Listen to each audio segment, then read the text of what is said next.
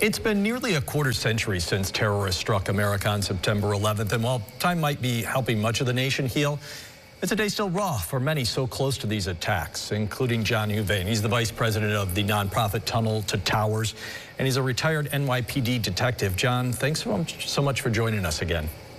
Jeff, thanks for having me. I have to start off and really ask you, I mean, what do you remember about September 11th, 2001? Where were you on that day? Take me back there, as raw and painful as it might be. Sure. 23 years ago, I was working for the Executive Protection Detail for the then Mayor, Rudy Giuliani, and I was assigned to his detail as an advanced person.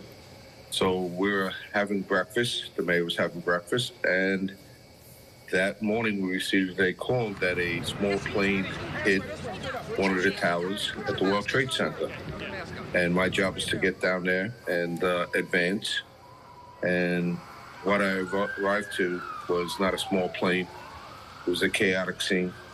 People running away from the buildings.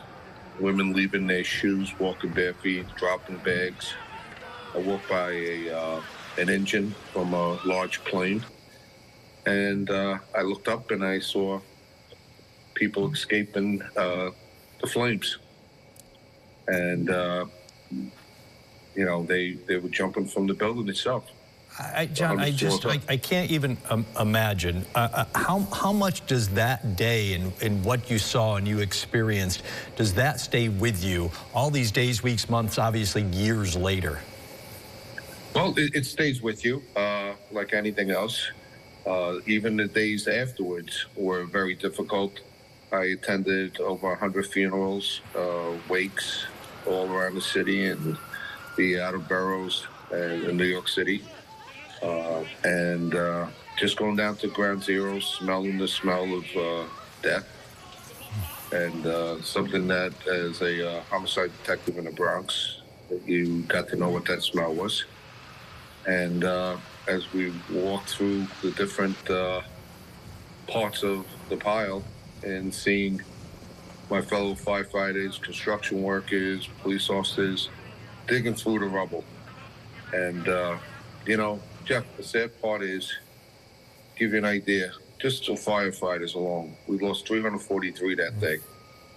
And we've lost now 370 since from 9/11 cancers. And the police department, just as many. And I'm sure many of those people were friends, probably some dear friends. Well, I would say the day of 9/11, maybe 25 to 50 were friends, and as many more since 9/11 that partners, guys I worked with in various details, and you know, they became victims many years later to horrific cancers that they suffered through and passed. John, the motto right after 9/11 was never forget. As a nation, how are we doing with that? We're doing good. We always have to remember that this was a tragic day.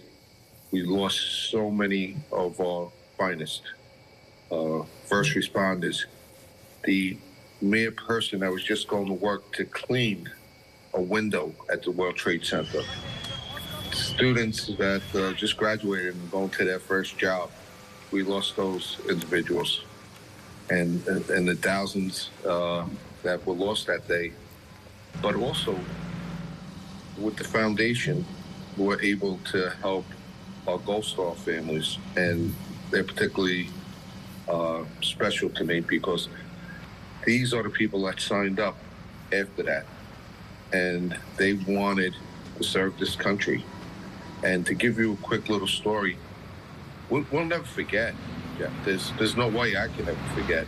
And I can attest to all my friends that were down there and co-workers.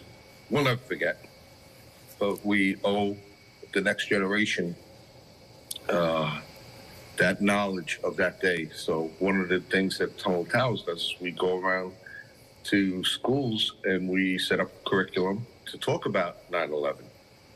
And John, I don't want to let you go without mentioning this, Tunnel to Towers. We first met you back in April because you helped out some of our heroes here, Lieutenant Michael Husak and Officer Michael Jensen. How can we help your foundation so you can help others, not just those we lost to 9/11, but other members of law enforcement that we've lost? I implore people to go to our website. It's the letter T, the number 2, the letter T.org. Sign up. We look for $11 a month, and 95 cents out of every dollar goes to our recipients. And we just don't give them a home, Jeff. We give them mental health services and financial counseling, and we just don't deliver a house and walk away. They become part of our family.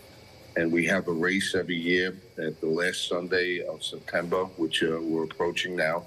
And we retrace the steps that Stephen Silla did that day, that when he never came home and his body was never found.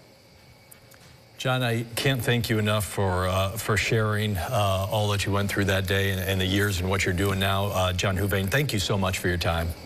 Thank you so much. God bless and stay safe.